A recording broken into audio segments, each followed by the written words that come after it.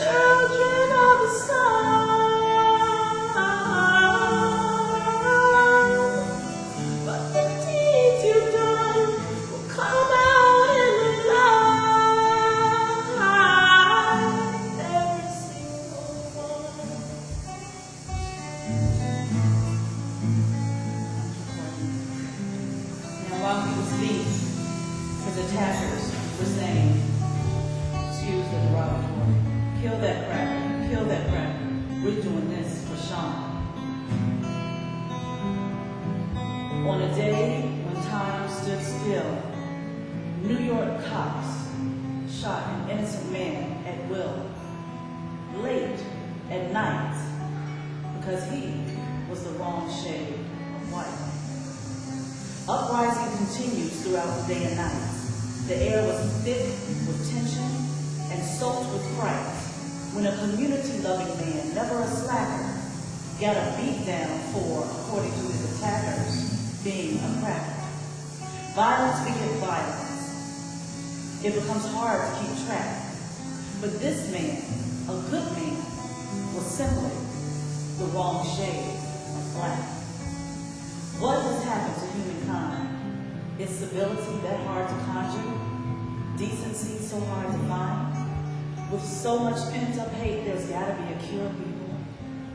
So much biased judgment on the color of a face.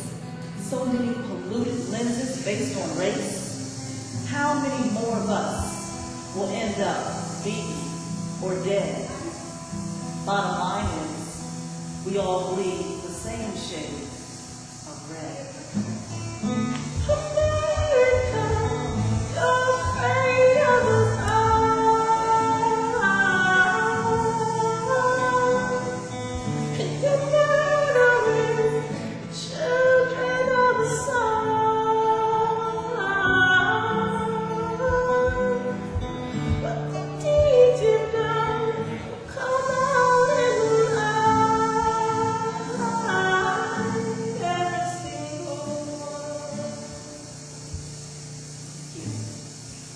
Thank you.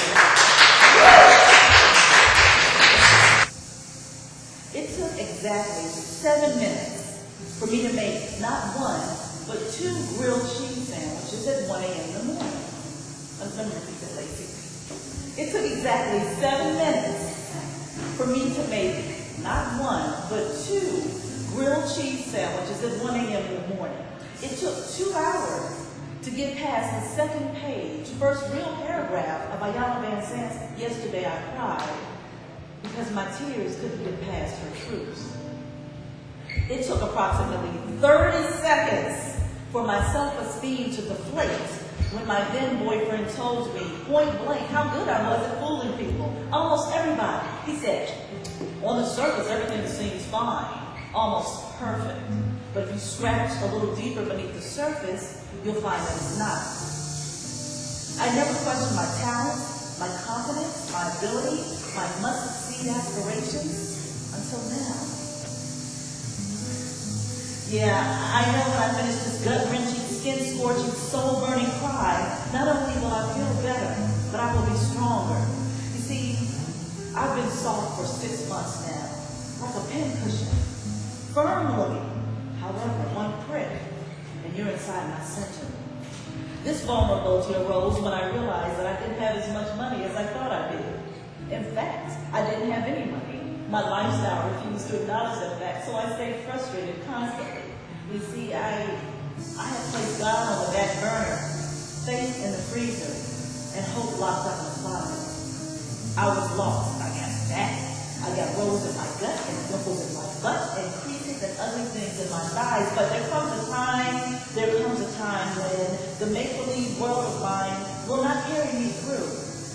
It won't carry me through. So what I had to do was wake up and grow up, and admit that I don't have all the answers, that I don't know everything. I have control issues. I'm a spender, and sometimes material things are important to me, and sometimes they're not, and that friendships can't be traded. And integrity can't be sacrificed. That following your heart and your destiny is not an easy task because it takes guts and courage and tenacity and stick-to-itiveness and the honesty to admit that you are, that I am, afraid. I will be better in due time, in my time, on God's time. So this pincushion, once soft and vulnerable, is tough, tenacious, and most importantly, able to take 2 plus pricks without feeling that she is getting stuck and that it hurts. No. The holes now represent experience and wisdom. These are battle scars well earned, and recovery, which transcend the beauty of a new